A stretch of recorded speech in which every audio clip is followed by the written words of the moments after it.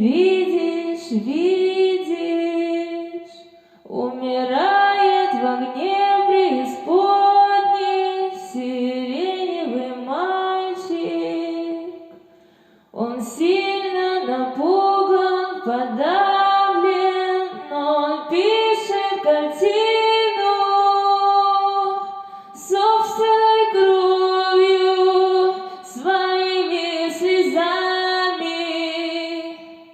и просит прощения. Я стукну в окошко хвостом своим, пролетая над домом яркой кометой,